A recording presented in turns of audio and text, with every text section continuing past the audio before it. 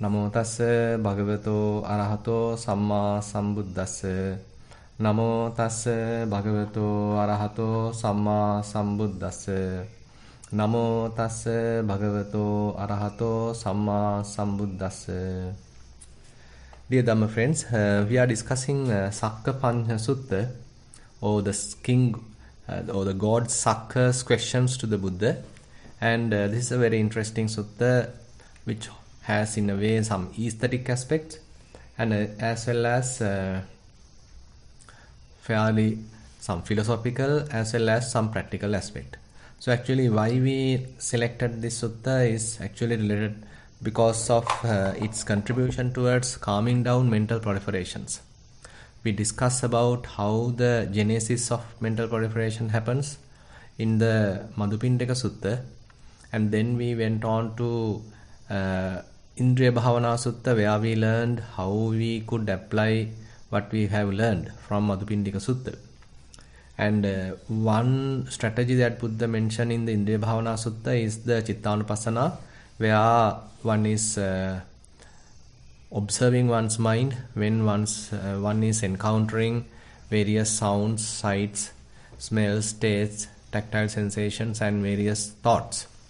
So in terms, when one is dealing with the outside world through one's sense faculties, there are various thoughts might happen, and there are sort of ups and downs in the mind. So Buddha recommends us to return back to that equanimity, which is what a practitioner has earned through his practice.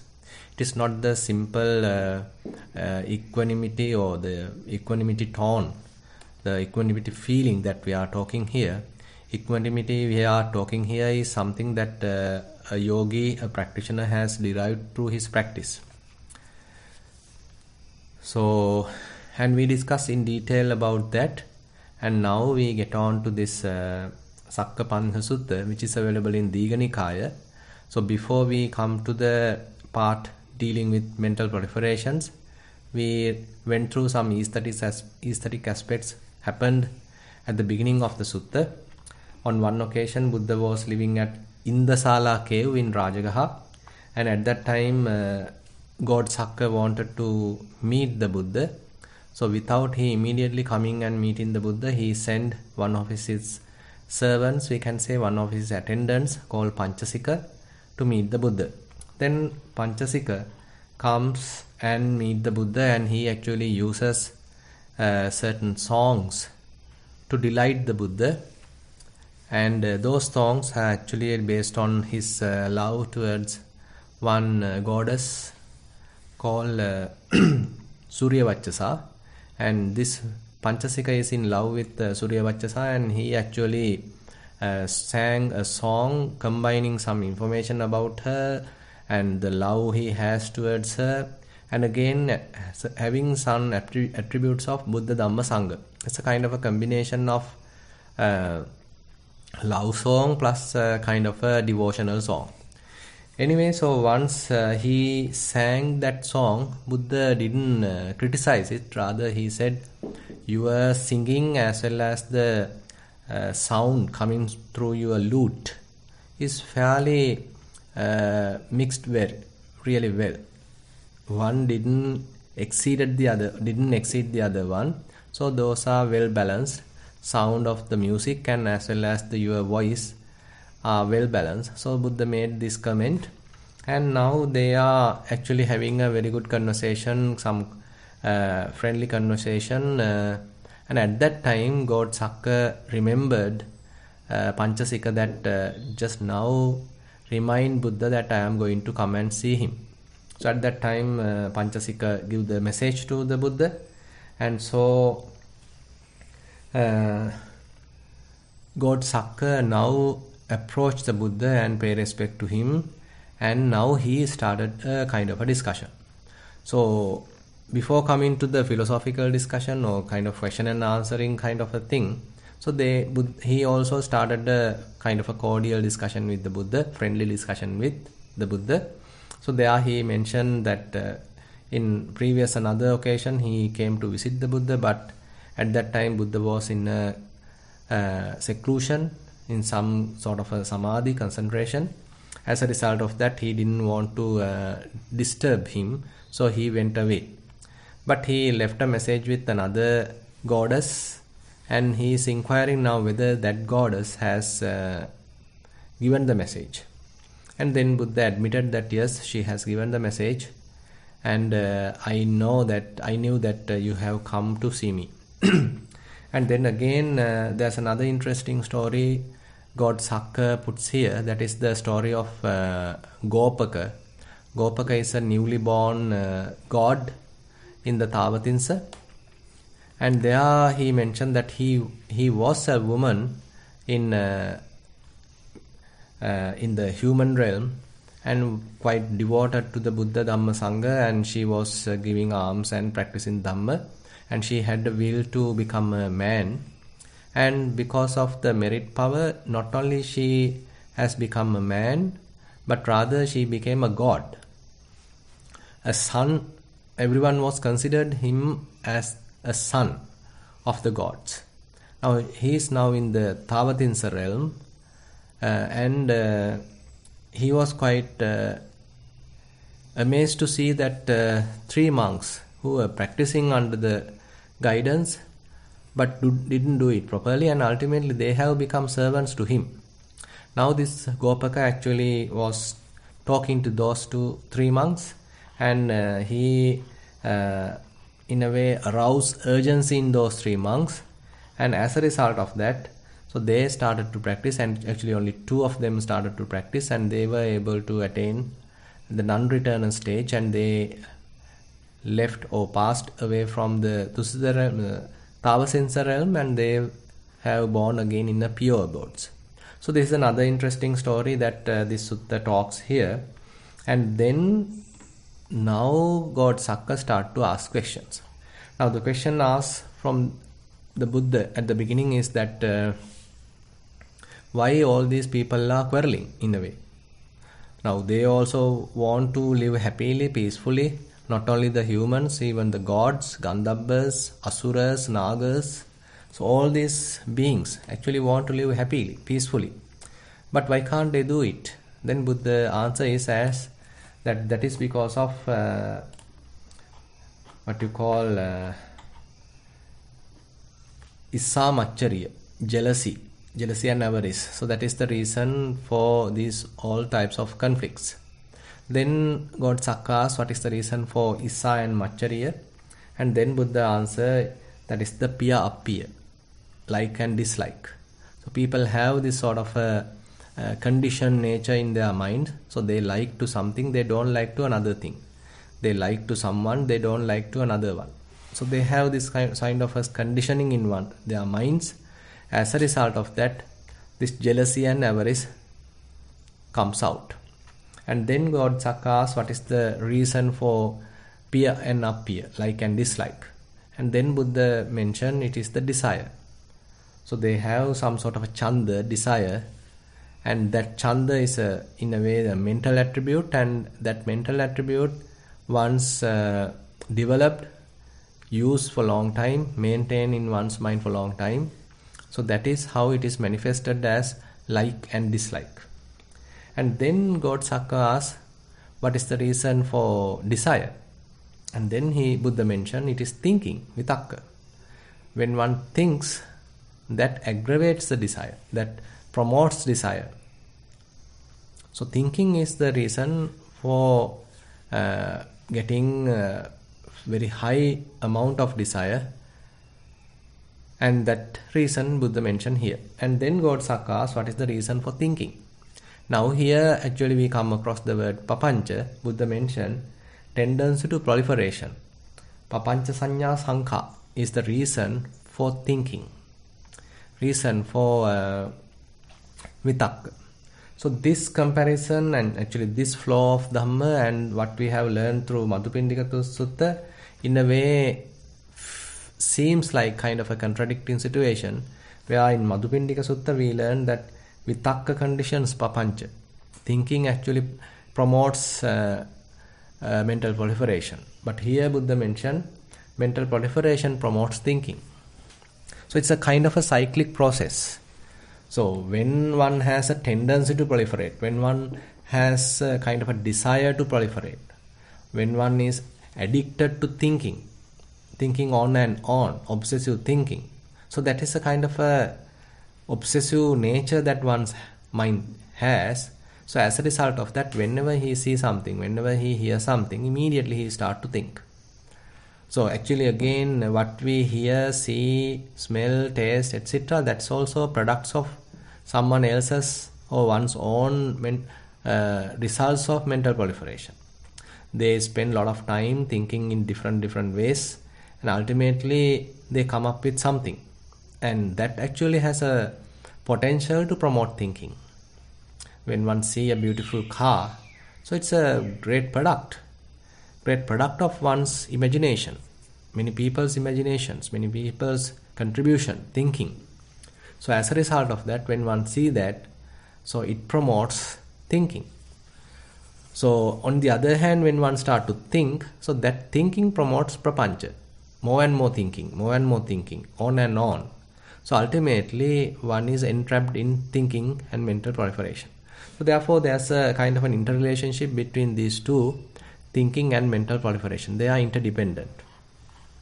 And then God Sakka asks, what is the patipada? What is the practice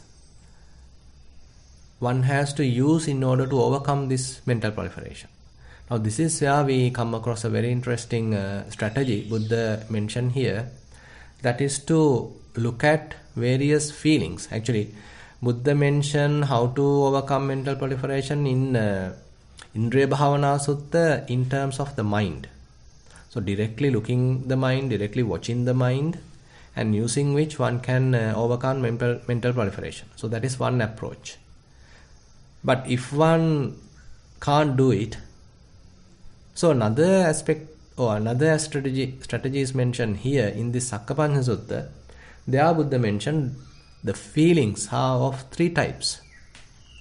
Those are the pleasurable feelings or happy feelings, and the unhappy feelings, domanassa, and the equanimous feelings. So those are the typical three types of feelings one has and one go through. And there Buddha mentioned all these three types can be divided again depending on whether they are suitable to associate or not suitable to associate. Or those are to be avoided. Sevitabbampi, asevitabbampi. So all the pleasurable feelings Buddha mentioned, there may be pleasurable feelings, those are beneficial to go through, and there may be certain other feelings, pleasurable feelings, those are not suitable to associate. Those are to be avoided. So how are we going to determine whether something is suitable or unsuitable? That is, the criterion given is that if any kind of a feeling, it may be a pleasurable feeling, even though it is pleasurable, once we reflect, if we understand that even though this is a pleasurable feeling, it has promoted lust in myself, it has promoted anger in my mind, it has promoted jealousy in my mind, it has promoted avarice in my mind. So likewise, if some sort of a pleasurable feeling has promoted unwholesome qualities in one's mind, then Buddha mentioned, don't associate such pleasurable feeling.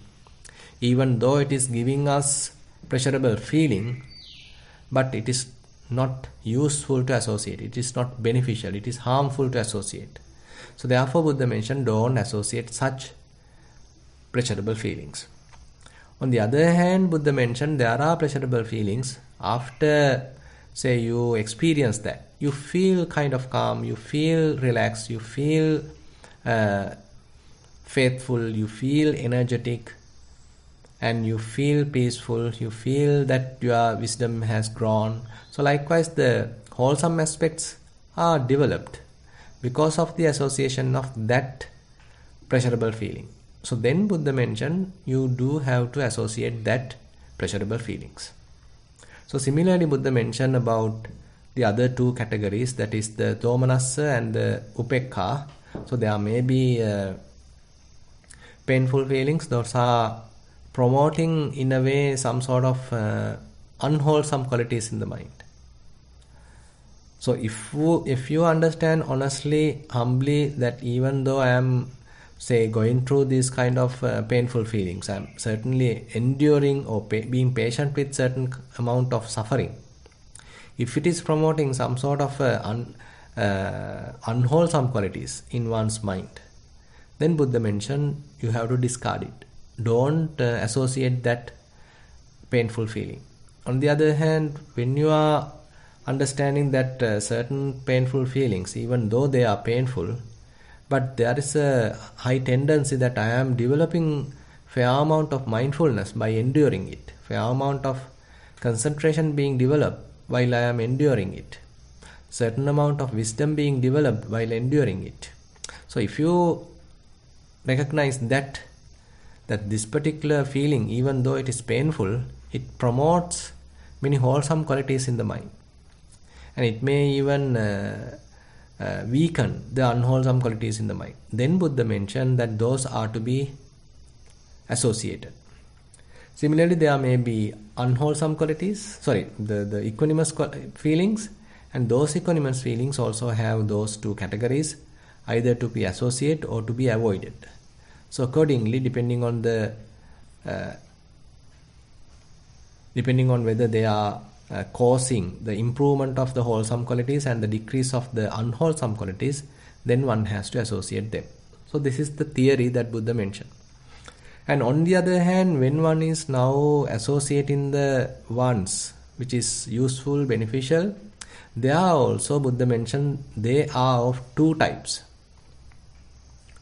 One is accompanied by thinking and pondering. The other one is not associating or not accompanied with thinking and pondering. So here actually another very interesting point Buddha highlights, because at the beginning we don't have a completely silent mind. You may encounter some amount of thinking. Say you are enjoying some association, you are enjoying some sort of a discussion. At that time it is quite pleasurable, at least it is quite peaceful, and you understand it is involved with some amount of thinking and pondering, and also it involves or it develops fair amount of wholesome qualities, so understanding about the Dhamma. So that is, therefore you are continuing, so that may be acceptable. But later Buddha mentioned there's another attribute. How about going through these pleasurable feelings while keeping the mind silent? So that's another very interesting attribute here Buddha highlights. So that one has to come to that level. If it is not really useful to thinking at this moment, not necessary to ponder at this moment, try to keep the mind quiet. Try to experience inner silence. So inner silence, or whatever the pleasurable feelings, whatever the painful feelings, whatever the equanimous feelings that you are going through, if you are quite sure that they are promoting wholesome qualities and weakening the unwholesome qualities, you got to associate them. At the same time, now you can further refine it by minimizing thinking, minimizing pondering. So by that way, now one is coming to a very calm, quiet silence of the mind. So in that way, we come across complete cessation of mental proliferation.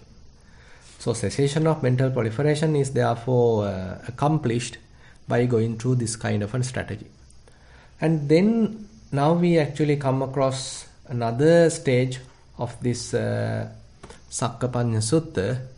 Now after hearing this whole information, God Sakka didn't stop there.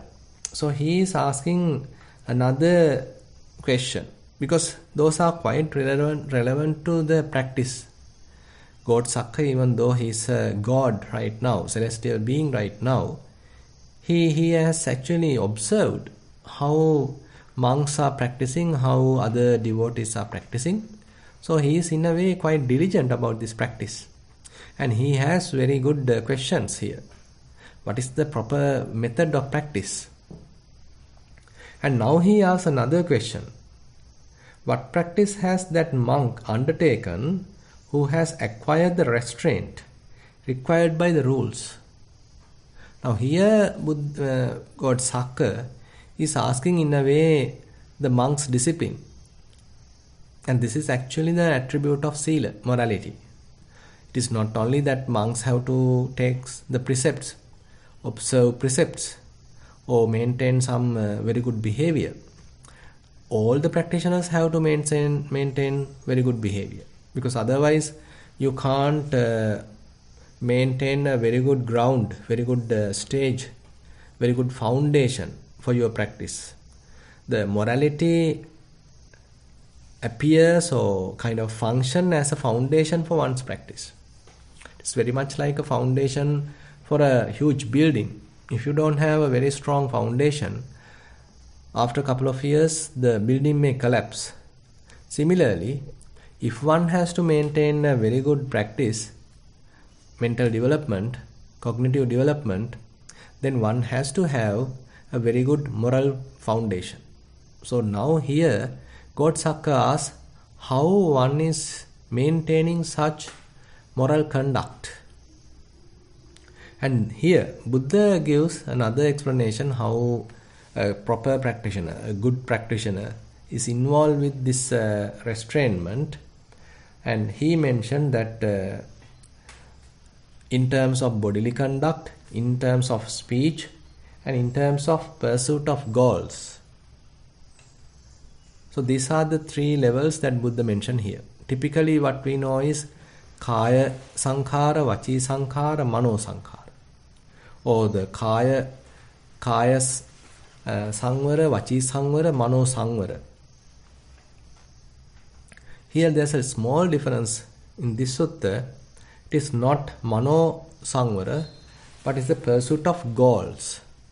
Anyway, we can approximately say that it is part of the mind, how one is setting up one's goals, one's determinations. Anyway, here also Buddha mentioned bodily conduct also of twofold. Sevitabbampi, asevitabbampi. Bodily conduct also of twofold. That is, one certain kinds of bodily conduct can be associated, and certain other types of bodily conduct should be avoided, should not be associated. Similarly, conduct of speech.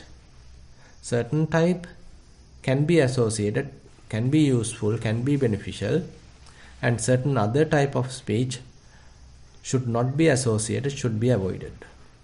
Similarly, certain kinds of goals should be pursued, beneficial, and on the other hand, certain other goals are not beneficial, may be harmful, so those have to be avoided.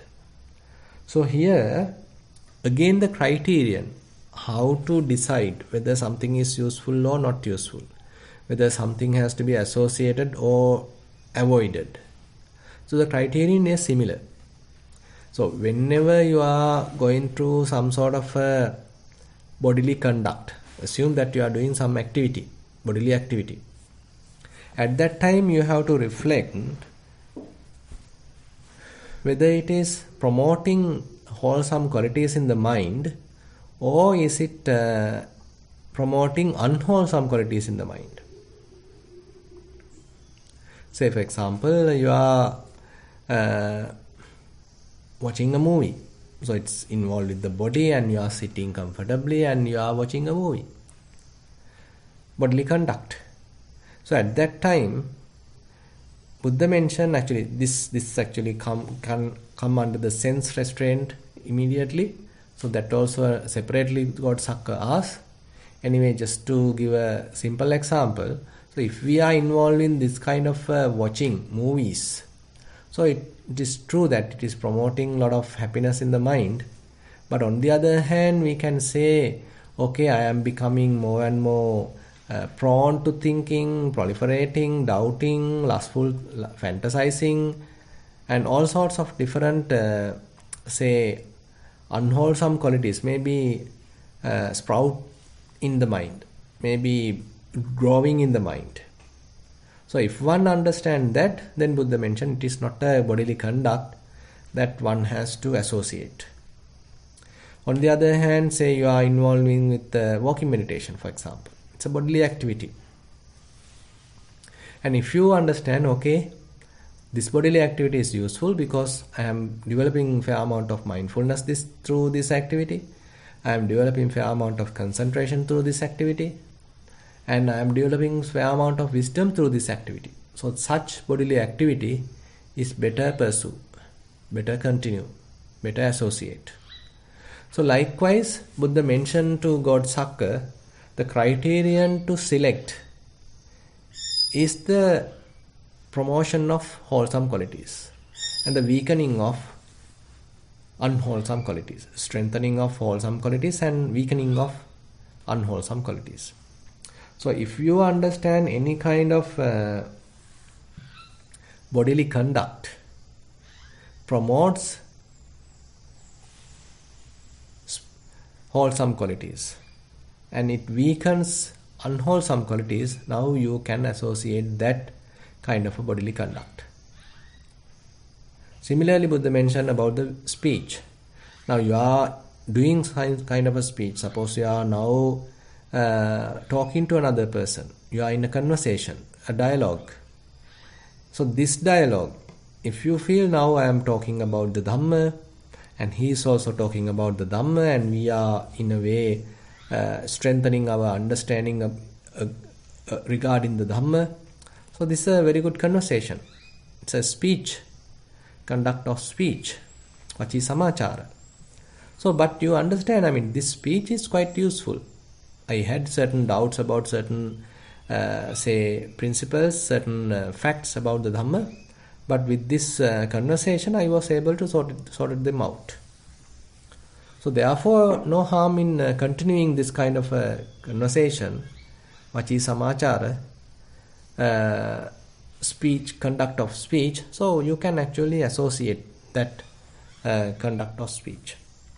On the other hand, suppose now some people are locked down and you have nothing to do, you pick the phone and talking on and on, many unnecessary things, maybe about politics, maybe about different subjects, completely irrelevant, completely maybe sort of gossiping.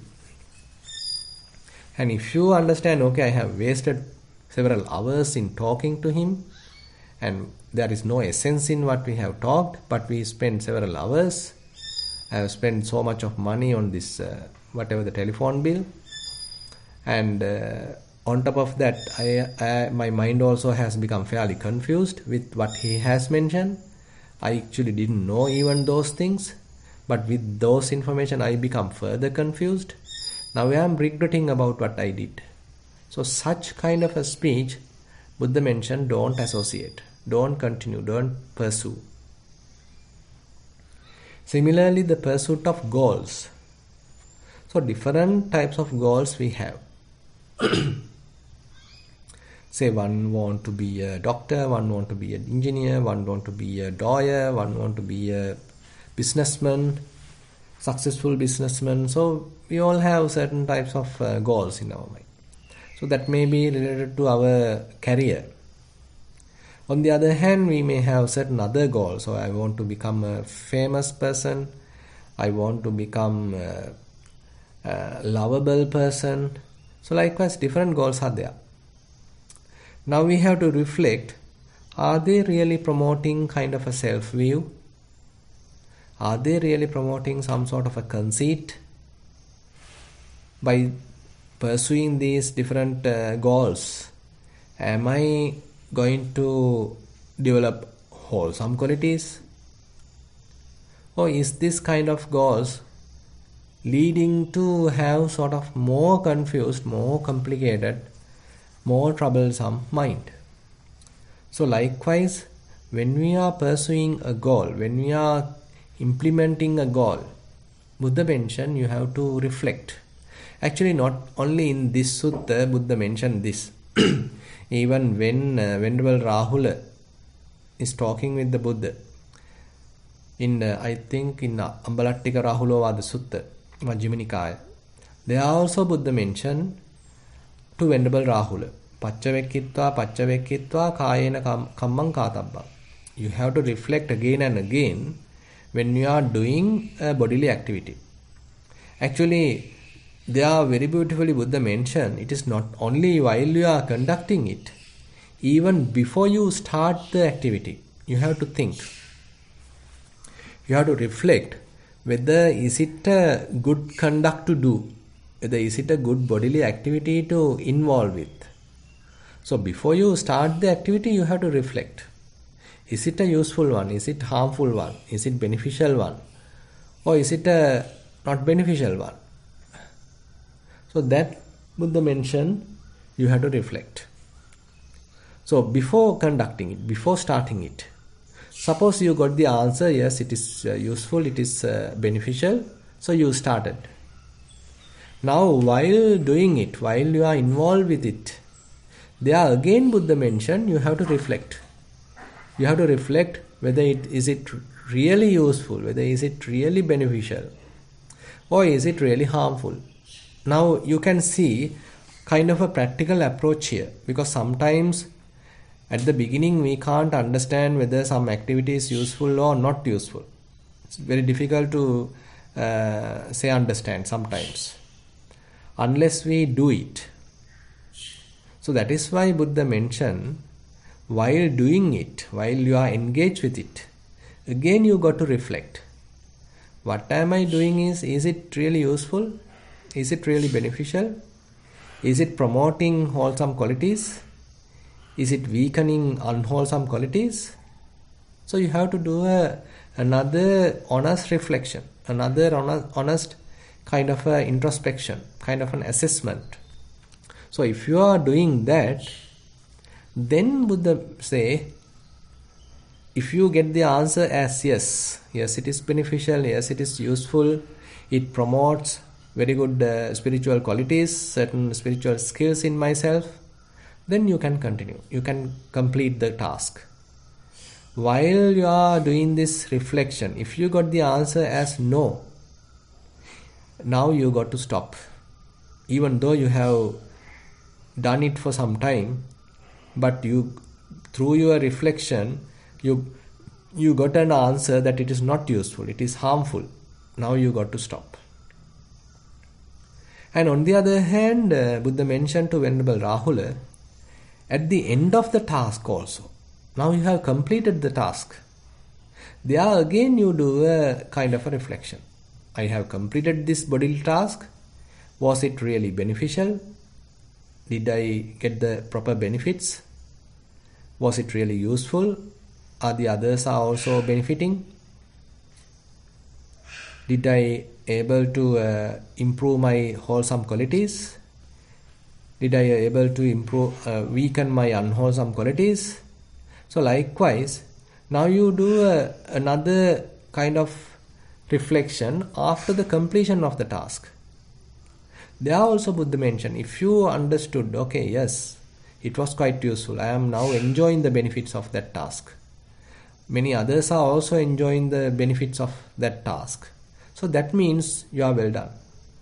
You can again even do that on another time if the requirement arise. You can even do it again, no harm, because it was a useful task. But on the other hand, even after completion of the task, if you get a negative answer, that means even though I have completed it, I myself went through a lot of troubles, I myself has improved some unwholesome qualities and decreased certain wholesome qualities, and many others also have suffered. So likewise, if you get an answer negatively, then you better avoid doing it again. So you can see a very practical approach here, that related to the bodily conducts, Buddha say to reflect like this. Before the beginning of the conduct, while you are engaged with the conduct, and after the end of the conduct. Similar reflection Buddha mentioned to apply while speech, during the speech. Before you speak, do a reflection. While speaking, do a reflection. At the end of the speech, do a reflection. And here, if we connect this to this Sakka Panha Sutta, we can say the other part. before you start implementing a goal, now you have a task in hand, now you have some sort of a determination, now you have decided to do something. Now before you start it, you do a reflection. Now I am going to start this task. Now I am going to implement this particular task. I am going to accomplish my goal. Is it worth? Is it correct? Is it beneficial? Is it improving the wholesome qualities? So one has to do such a reflection. And if you got the answer, then you are continuing because it is positive. And while you are continuing your goal, while you are trying to fulfill your goal, that there also you have to reflect. Similarly, at the end of the accomplishment of the goal, again you have to reflect. So there may be sometimes goals at the beginning appear like quite useful, because sometimes our mind is quite perverted. So at the beginning we can't really get the true picture of a situation. We may want to do something, we may want to implement something, but internally there may be a kind of a perverted view in the mind. Say for example, you want to conduct a musical program, and you think, okay, it would be quite beneficial. Now people are entrapped in the homes, and it is my duty to enjoy them, my duty to make them happy. So it is quite useful, and they are quite depressed, so I can participate in a musical program, I can enjoy them. So likewise you assume that you got a kind of a goal. So it appears like quite true, it is quite beneficial, and you are with a sort of a compassionate goal, and assume that now you are doing it. So while you are doing it also, you can check, is it others really getting benefited? Are they going away from their, say, boredom, depression? Are they really getting benefited? So likewise you do a kind of a reflection, and at the end of the task, after the completion, again you can reflect. So did I do it properly? What are the outcomes? Now I have accomplished this task. So maybe now you are thinking another way as well. Am I getting popular because of this? What is the perspective others are having about me? Will they invite me for another show? Will they start to pay me? Am I able to get more, say, popular singer, popular person, and I am going to be a famous singer, famous preacher, whatever it is? So I am just taking a simple example here, so you can similarly think. Because sometimes we have certain perverted ideas, perverted views in our mind, but we even can't understand them. Why am I doing it? Why am I starting this kind of a project? But while continuing, if we do some sort of a honest reflection, probably we may understand, okay, I am searching for some sort of fame, searching for some sort of gain, searching for some sort of self-promotion, searching for some sort of popularity, cheap popularity even. So likewise, so when we are accomplishing our own goals, it is better we do some sort of reflection. So therefore Buddha mentioned, at the beginning also it is necessary to do, while engage with it you got to do, and at the end of the goal, accomplishment, again it is good to do. Because it is difficult at the beginning in all sense to get a very good understanding about everything. It may be applied to speech, it may be applied to bodily conduct, it may be applied to even a mental thinking part, pondering part, or implementing a goal. So that is the discussion that Sakka had with the Buddha. And next, I think I can I can get into the other part also. Then after given this example, God Sakka asks another question. And there he asks how one has to control one's sense faculties. Now here also, now we can say it is also connected with the sila, what we call as Indriya Sangvara Sila, restrainment of one's sense faculties.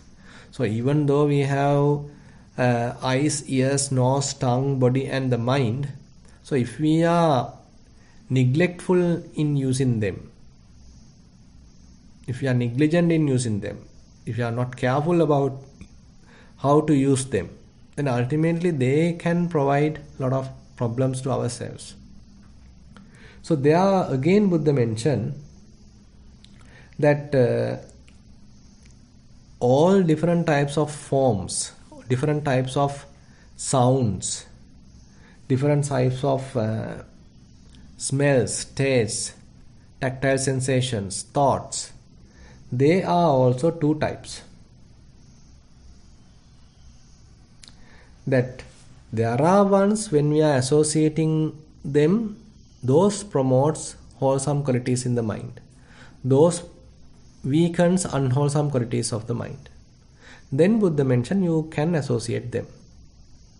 On the other hand, if you are using your sense faculties, say you are listening to certain amount of music, and if you feel, okay, I was in a kind of a depressed mood, not quite happy, or I was in a quite angry mood, now I started certain music, so it has calmed me down. So my burning feeling, kind of aggressive feeling has really calmed down because of this listening of music.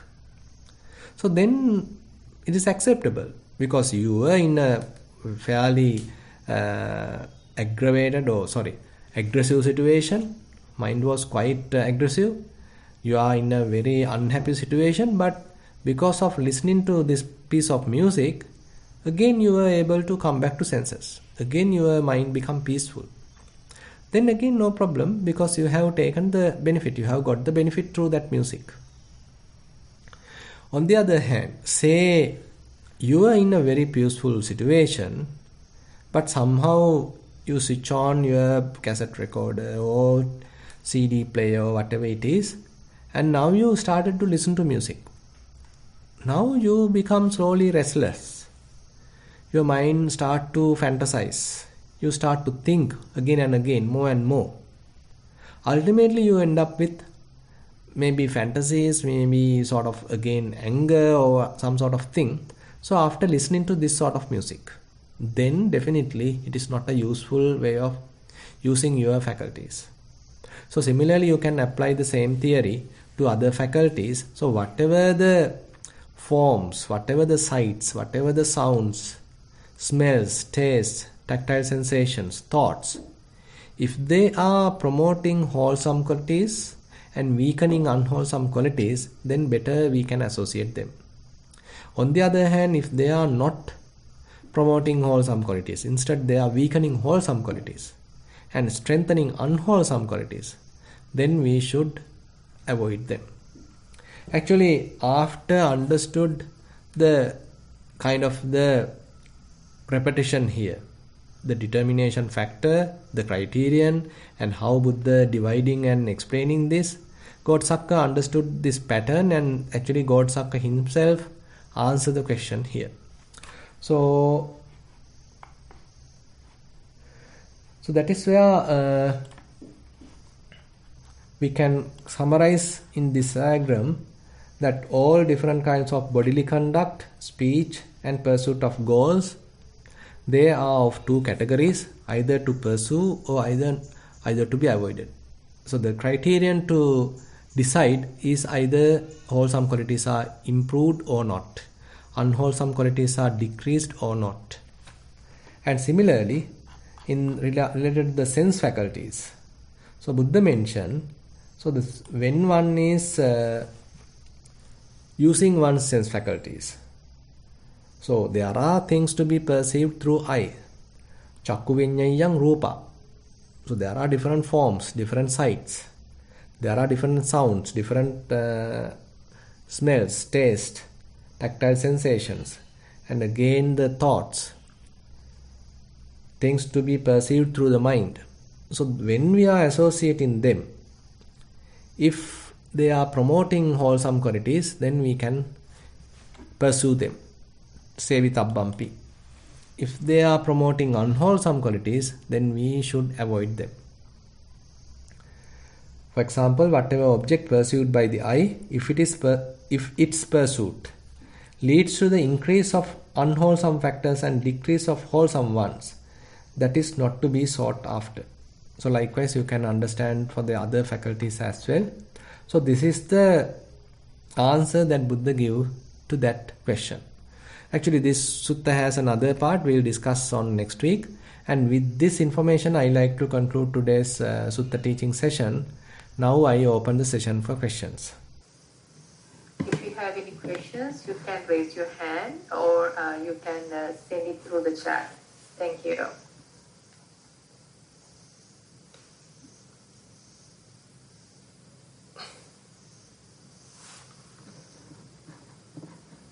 Okay, very good. There is no question, so all understood very well. Yeah, Mahesha is there. I think one is... Yes. I thought because Sakka got the good answers, so I thought that you also got good answers.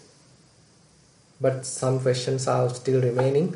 Yeah, you can go ahead, Mahesha. Mahesha, you can go ahead and... Thank you, Namaste. Actually, this is not a kind of a question, but like a particular way that related to the session that we had today, it's very clear that you explain it very well, that how we have to, be mindful and then figure out like thinking, what kind of thoughts that we have to improve and what kind of thoughts that we have to disprove and then let them fade away. Yeah. So rather controlling. So that's very good. And I actually like to, share a particular way of, doing this that has been introduced to me by one of my Dhamma friends. That when we were talking about, our practice, each other, sometimes we talk once in a way. Yeah. So then she said that, she took an example and said that one day she was, going, we actually talk about some kind of a fruit which actually really we found it here. It's called pineapple guava. It's very tasty. It's like a mix of guava, pear and pineapple. Thero we call in Sri Lanka. Yeah. So it's in between. It goes in between. It's very nice. Mun. So I tasted it. One of my friends gave, and then she was talking about that. That was a season for those kind of fruits. So she said when she was going on a walk, and in a particular neighborhood there is a huge tree, and it's part of the tree actually branches are fallen onto the straight side where she's walking, and it's full of fruits. And in one season that she felt like it's full of fruits, and then all of them were on the ground. So she was thinking, someone would have actually used them instead. They're just going and getting into the earth.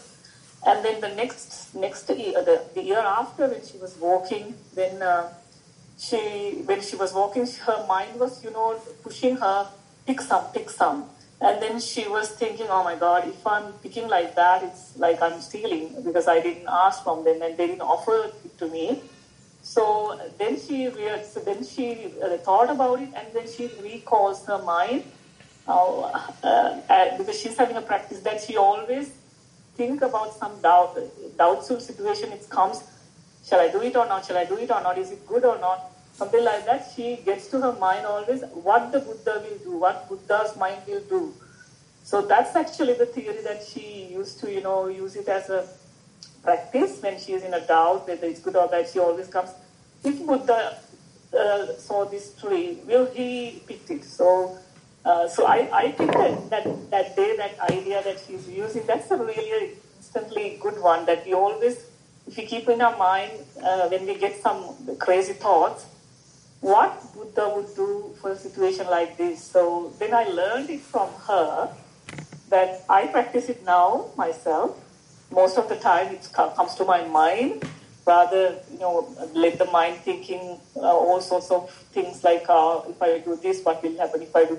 So like that. So rather than taking I take it like, what if it's Buddha who saw this, what he would do? So let me do on that path. Let me think like that. So I thought I would like to share that with others, which is, I felt like it's a very good tool that my Dhamma friend was using, so I copied it. Yeah. Thank you, Bhante. Yeah, thank you. Actually, it is in line with what Buddha has mentioned. Here, it's a kind of a bodily task that you are going to do. And here again, Buddha mentioned in the Sakka Panha Sutta, when you are accomplishing any kind of a bodily task, you got to see whether is this bodily task going to develop some wholesome qualities or is it going to develop certain unwholesome qualities. So if your evaluation, if it says it is not something which is going to promote wholesome qualities, instead it is promoting some unwholesome qualities, better avoid doing it. And on the other hand, we can take it for another way, that what given to Venerable Rahula. So there are also the same thing, reflections are mentioned. Paccavekitva kayana kammam kātabba. So you have to reflect again and again before you conduct a bodily task. You have to reflect again and again before you conduct a verbal task or speech. Similarly, thinking. So actually, it is good. So basically, in other terms, it appears like little troublesome because it is always that I have to in guard. But slowly, like a child becoming a good child. Suppose your son, your daughter is, say, somewhat not good. So you do as a parent, you are trying to tame him. You are trying to advise him. You are trying to give him the proper education, maybe proper understanding, proper moral conduct, all these things. At the beginning it may be difficult, but as he growing up, and as you are also continuing your effort, and you are giving many supports to guide him, and now slowly he himself has the understanding, okay, this is the correct thing, this is the incorrect thing, these are wrong, these are beneficial to me, these are not beneficial to me. At the beginning, child doesn't have that capacity to recognize what is beneficial and what is not beneficial. But as a mother, as a father, when you are nurturing the child with proper way, say with giving proper, say, education is not, I mean here certain subjects, but rather related to the Dhamma, related to the proper morality, wisdom, etc. So that there is a situation that the child himself has the capacity to decide. Then you can simply, you don't need to intervene now because he is now capable. He is an adult now in a way. He is a good child now because he knows how to do it properly and he don't need to harm himself. He don't need to harm another person. So likewise, now he himself has that skill. So likewise, our minds also, we have to nurture at the beginning. We have to look after at the beginning. And we are using Buddha's teaching as a kind of a guideline, using which we are trying to tame the mind, using which we are trying to restrain the mind. So as the process going on, the mind itself start to realize, okay, these are harmful, these are not harmful. While I am engaged with certain unwholesome activity, I feel kind of a stress in the mind, kind of a tension in the mind, kind of a burning in the mind. So I better avoid doing it. So likewise, internally, the mind also start to feel it. So this is another place that we can encounter in our practice. So there is a situation where we do kind of a controlling at the beginning, especially. And there is another level that once the mind itself has that developed some capacity, then we have to loosen our hand. We have to lose the grip and allow the mind to sort of sustain that developed quality. Then slowly, it's a kind of balancing of effort and allowing the mind itself to purify. And we, of course, do a kind of a guideline if necessary. but already kind of it is well directed. It is put into the correct path. Sila Samadhi Panya. You are in the correct virtues. You are having enough necessary amount of concentration. And again and again, you are further developing wisdom. So likewise, I think there's another way that we can think of this situation. Yeah, thank you.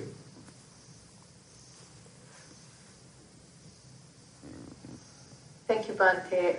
Now I would like to invite Chitra Devi to present your question. Thanks.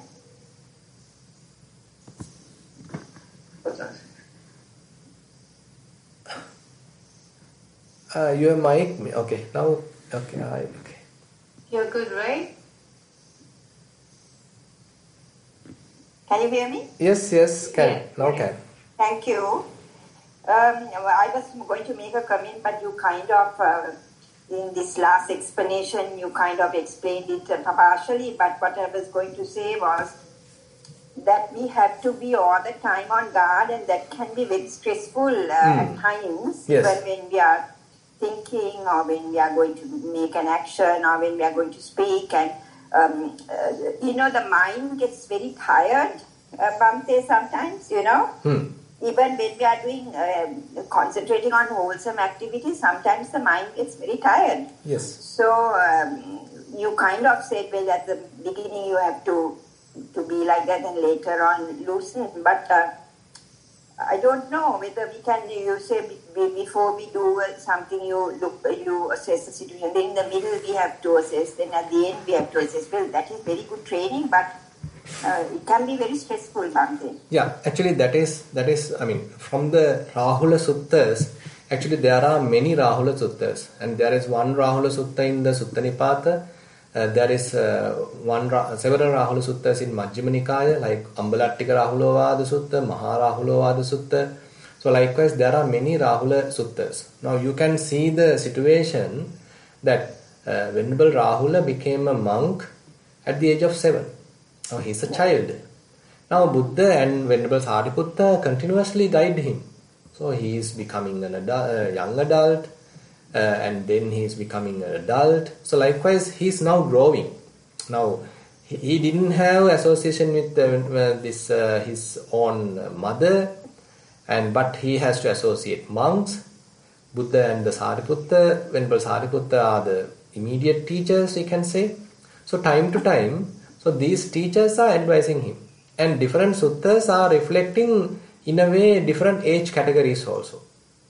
Now especially, say for example, one time that Buddha is advising him the repercussions of lying.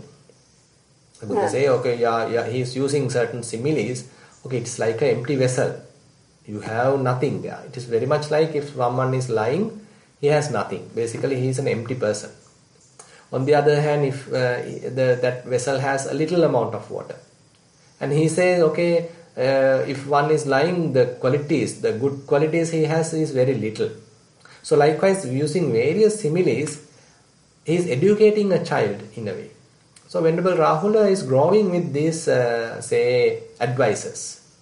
And so as you said at the beginning, maybe Venerable Rahula didn't have the capacity, because he is a child, to properly know to the full extent, okay, is it true, is it useful, is it beneficial, is it wholesome, is it unwholesome.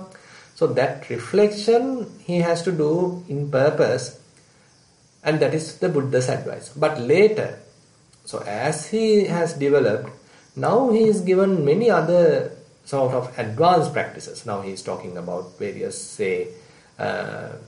sense faculties, Salayatana, and even talks about the Nibbana and all sorts of things. So likewise, gradually, now he has his spiritual qualities has developed.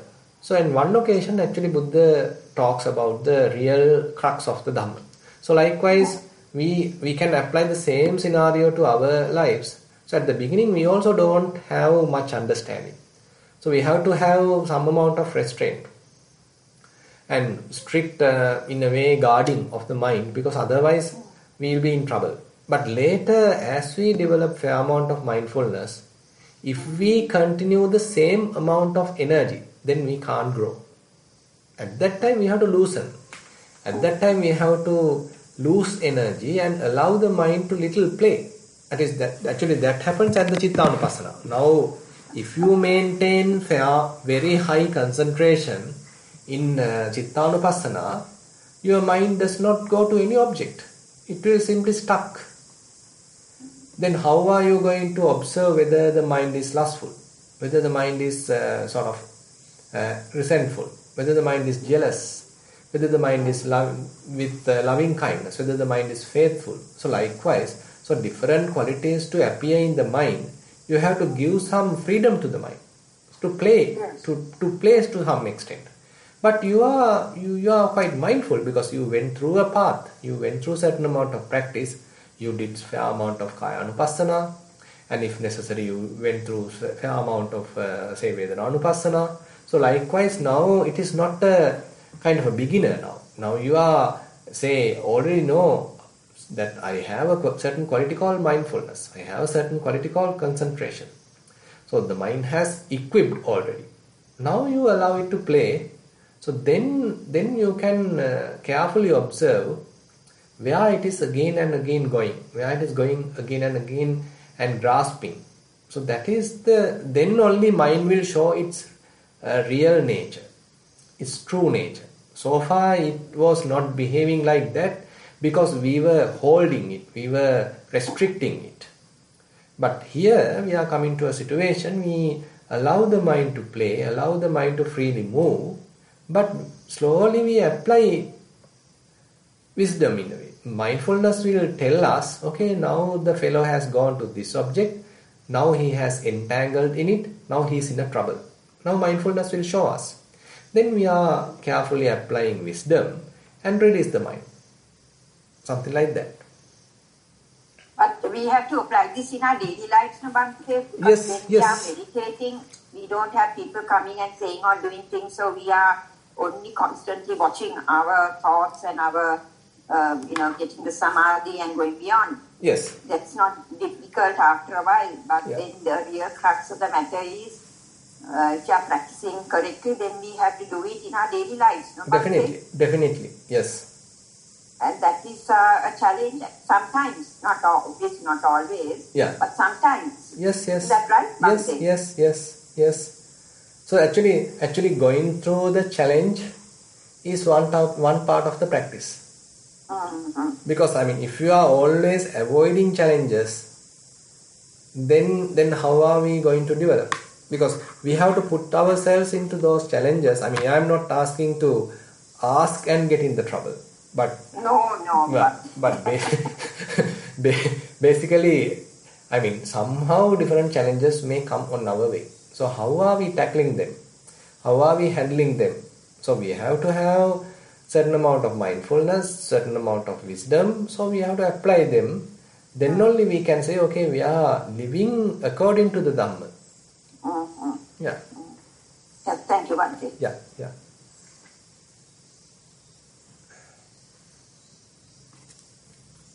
Okay, if there is no any other question, we can wind up the session. Yes. Yeah. Bhante, I have a question, Bhante. I think this related to that Chitra Devi's question. It's basically, when you're even doing like a wholesome things, sometimes I feel really stressed too, because, especially like, as an example, just one thing, like I can say like, okay, preparing dana, right? So, you the intention is there, you start it really nice, and towards the end, like sometimes, I feel, okay, I'll be able to, finish it on time, and I will be able to take dana to temple, on time. And because we are doing it like, like our, family duties, responsibilities and everything. So, and sometimes, I feel like, that, although that the activity is like a wholesome, being mindful, sometimes, I notice that, so then I feel it, but, then I was like, no, I'm fine, I'll be able to do that, no worries like that. I try to like calm myself. So any advice for that, Bhante, Yeah. you can give me? So actually, So if you are not mindful, you would be even more anxious. Because Yes. then you are because that is the nature of ourselves. We are not mindful, we become panic, we become anxious, uh, impatient, restless, and all sorts of difficulties are there. But when we are mindful, at least we know I am now restless. My mind has now agitated. My mind have now become somewhat anxious. So now you understand this is a kind of a weakness in myself. Still, I can't handle things while keeping my mind quiet. My mind's become agitated while I am engaging in this kind of a task. So this is an understanding. So we have to look at it in that angle. So we don't need to see, okay, you have to, so we don't need to see it as a problem, as a kind of a negative remark. But now, at least because of the practice, now at least I know where I still go wrong, where I am losing my practice, where I am weak in my practice. So it's a matter of now strengthening the practice. Now, say for example, so at the beginning when we start developing mindfulness, say only certain parts we can do it. Say while walking I am trying to be mindful. While sitting I am trying to be mindful. But most of the other times mind is not mindful. But slowly we are developing. Then you understand, okay, while walking I can be mindful. While sitting I can be mindful. While eating also now I can be mindful. Now later, okay, while brushing teeth also I can be mindful. Okay, while driving the car, again I can be mindful. Now slowly, you are expanding. So similarly, here also, so you understand, okay, now I am watching the mind. So this fellow is getting stressed when engaged with preparing dana or whatever it is. Even though it is a wholesome activity, I am taking it too seriously. I am over enthusiastic. So I am going after too much perfection. So likewise, there are many reasons. So we are sometimes want to become everything 100% correct, everything perfect. But practically it is impossible. So at that time we have to recognize some sort of practical possible target. Okay, I am doing it best. It is not that I am neglecting. I am doing my best but can't do it to the 100%. So I am just admitting it and continuing it. So likewise, so we have to come to a situation. So where am I go wrong? Why is the reason that mind gets stressed? So what are the unnecessary burden that I am putting on my head? So likewise, we have to do a kind of an honest reflection how this sort of a stress or tension is being developed in the mind. So, and after recognizing by ourselves, we can slowly give some solution to overcome that. Yes, Bhante, yes, I actually, it's, perfectly understood, you actually pointed few of my characteristics as well. Now I know a little bit. So I really admit that answer. Thank you so much, Bhante. Yeah, so much okay. Okay. Then actually, since there are no other questions, we can wind up today's session. So we have involved with studying some Dhamma from the Buddha, and again we involved with some good discussion. With this way we were able to accumulate some merits. We'll share these merits by reciting traditional verses. Yattavataca amhehi sambatang punya sampadang sabbe deva anumodantu sabba sampatti siddhya. Yattavataca amhehi sambatang punya sampadang sabbe bhuta anumodantu sabba sampatti siddhya. Yattavataca amhehi sambatang punya sampadang sabbe satta anumodantu sabba sampatti siddhya. Akasattha ca bummattha devanaga mahiddika punyantang anumoditva chirang rakkhantu sasanang. Akasattha ca bummattha devanaga mahiddika punyantang anumoditva chirang rakkhantu desanang. Akasattha ca bummattha devanaga mahiddika punyantang anumoditva chirang rakkhantu mamparang. Idang vo ñātīnaṁ hotu sukita huntu ñātayo.